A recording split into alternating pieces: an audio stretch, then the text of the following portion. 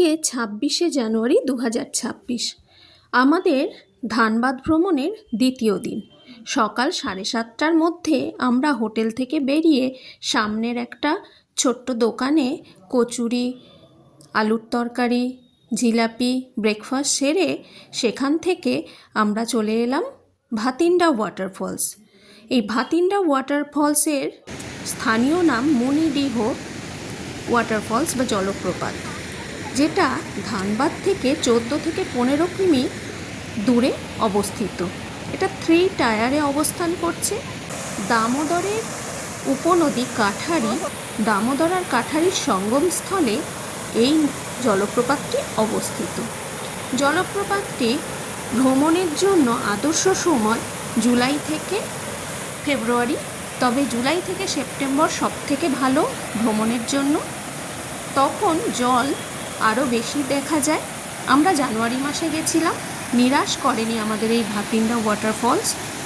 ভাতিন্ডা ওয়াটারফলসের এই রূপ বলে বোঝানো যাবে না, এত সুন্দর মনোমুগ্ধকর পরিবেশ। আর সকাল সকাল আমরা পৌঁছে গেছিলাম, তো মোটামুটি 9টার মধ্যে আমরা পৌঁছে গেছি।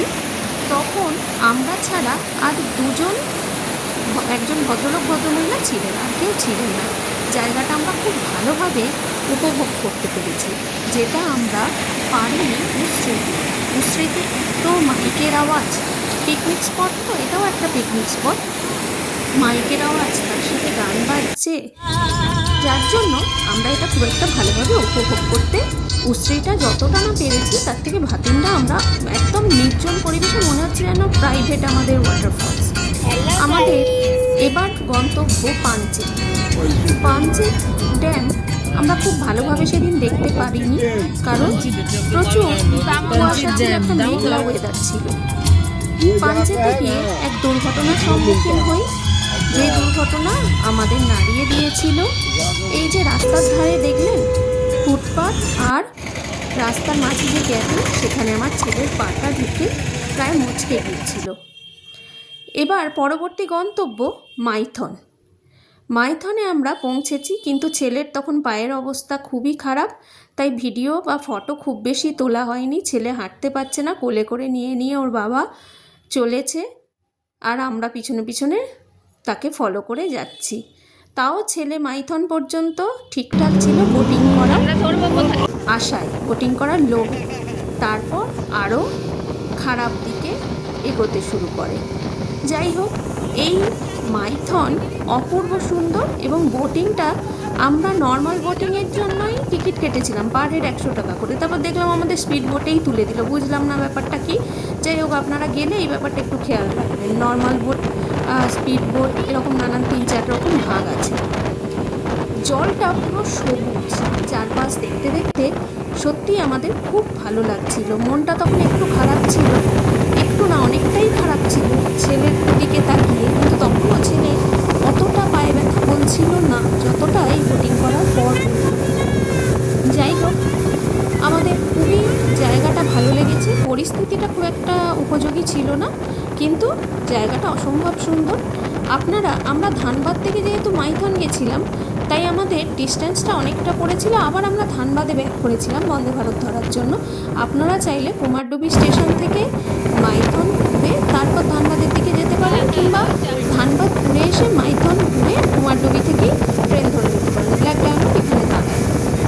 আমরা যেহেতু বন্দে ভারতে ফিরবো বলে আর আমরা মাইথন আসবো এটা ঠিক করে আসিনি, গাড়ির সাথে কথা বলে আমরা যে স্পট ঘোরা সম্ভব এই 2 দিনে, 2 দিন আর 1 রাত্রিরে, সেটাই আমরা চেষ্টা করেছিলাম। ওই যে লক গেটগুলো দেখা যাচ্ছে, এটাই আমরা চেষ্টা করেছিলাম। তো যাই হোক, আমাদের গাড়ির ড্রাইভার দাদার সাথে কথা বলে আমরা মাইথন পাঞ্চেত ভাতিন্ডা সেকেন্ড দিন দেখেছিলাম। আর ফার্স্ট দিন আমরা যা যা দেখেছিলাম আগের ভিডিওতে আছে। আমাদের এই ভিডিওতে আমি বলেছিলাম, এই ভিডিওতে টোটাল খরচ আমি বলবো, লাস্ট অবধি দেখুন। যেহেতু আমার কাছে ভিডিও বা ছবি মাইথন পাঞ্চেতে খুব একটা বেশি নেই, তাই ভিডিওটা লং হলো না। আর অসম্ভব সুন্দর জলরাশি, মাইথন পাঞ্চেত দুটো ড্যামই অসম্ভব সুন্দর। দামোদর বরাকর নদীর ওপর এই ড্যাম দুটো খুব সুন্দরভাবে গড়ে তোলা হয়েছে, এবং পর্যটন কেন্দ্র হিসেবেও খুব ভালো। আমরা ধানবাদে পৌঁছে গেলাম। পৌঁছে যাওয়ার পর অলৌকিক শক্তি কিনা জানি না, ওষুধ মলম বরফ সব কিছুই লাগিয়েছিলাম, কিন্তু ছেলে গটমট করে হেঁটে ধানবাদ স্টেশনে যখন নামলো তখন আমার গায়ে কাঁটা সত্যিই দিয়ে উঠলো।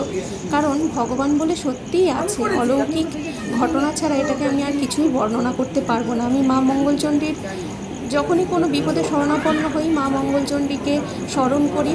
আমি যেহেতু মঙ্গলবারের ব্রত করি তাই ওনাকে আমি স্মরণ করি, এবং উনি এইভাবে যে আমাকে বিপদ থেকে রক্ষা করবেন আমি এটা কল্পনাও করিনি।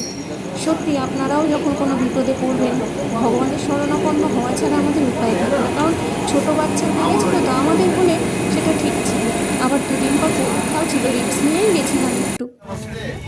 যাই হোক, সব কিছুর শেষ যার ভালো, যার শেষটা ভালো, আমাদের শেষটা যাই হোক ভালো হলো। মাইথন পাঞ্চেত আবার ভবিষ্যতেও যাওয়া যেতে পারে, কিন্তু ছেলের পা ঠিক হলো, ছেলে ভালোভাবে পরীক্ষা দিতে পারলো, এটা সব থেকে বড় কথা। বন্ধ 5টা 20 নাগাদ 5:30টার মধ্যে স্টেশনে চলে এলো। এখান থেকে যেহেতু খাবারগুলো ওঠে তাই 6টায় ট্রেন থাকলেও গয়া থেকে এটা এসে 5:30টার মধ্যেই দাঁড়িয়ে গেল এবং আমরা উঠে গেলাম। যা ইভিনিং স্ন্যাক্স, টি এবং ডিনার দিয়েছিল। ইভিনিং স্ন্যাক্সে দেখুন কত কিছু রয়েছে, আমি আর বর্ণনা করলাম না। ডিনারে অনেক কিছু ছিল, মাংস ছিল, পনির ছিল, ডাল ছিল, রুটি ছিল, টক দই ছিল, মিষ্টি ছিল, সাথে ভাত ছিল। এইসব নিয়ে রাতে আমরা ডিনার, যেহেতু 7:30টার মধ্যে দিয়ে দিয়েছিল, আমরা ডিনার নিয়ে প্যাক করে বাড়িতে চলে এসেছিলাম। যদিও সিল প্যাক ছিল না তাই প্লাস্টিক সাথে না থাকলে খুব প্রবলেম হতো। আর আমরা যে দাদার গাড়িতে ঘুরেছিলাম এটা হচ্ছে সেই দাদার ফোন নাম্বার।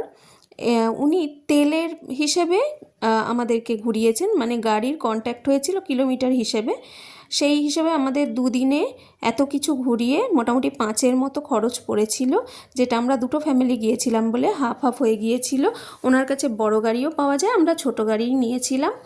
আর আপনাদের খরচটা একটু কম হবে যদি আপনারা কুমারডুবি স্টেশন থেকে মাইথন পাঞ্চেত ঘুরে ওই দিকটা যান, কিংবা ফেরার সময় মাইথন পাঞ্চেত ঘোরেন।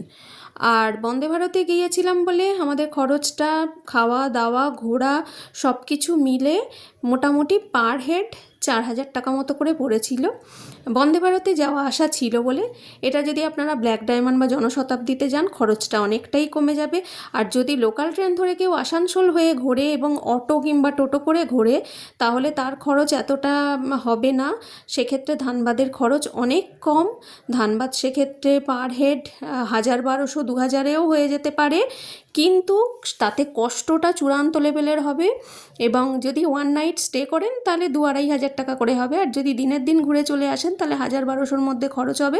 তবে এত কিছু ঘোরা সম্ভব কখনোই হবে না। আমরা একটু রিল্যাক্স মোডে ঘুরতে চেয়েছিলাম তাই একটা দিন ছিলাম। আমাদের হোটেল 1,200 টাকায় ডিল ফাইনাল হয়েছিল, যদিও ওটা 1,000 টাকাতেও করা যেত, কিন্তু আমরা তখন বার্গেনিং বেশি করিনি। আর Booking.com থেকে আমাদের হোটেল বুক করাই ছিল, কিন্তু ওটা স্টেশন থেকে একটু দূরে ছিল বলে আমরা সেটাই আর যাইনি। আমরা সামনাসামনি হোটেল নিয়েছিলাম যাতে করে ডিনার, ইভিনিং স্ন্যাক্স এগুলো পেতে অসুবিধে না হয়। তো যাই, মোটামুটি আমাদের এই খরচ পড়েছিল। তবে খরচটা আর কম বা বেশি কী করবেন সেটা নিজের ওপর ডিপেন্ড করছে। সবাই ভালো থাকবেন। Promote those earth, please subscribe করে রাখুন। নমস্কার।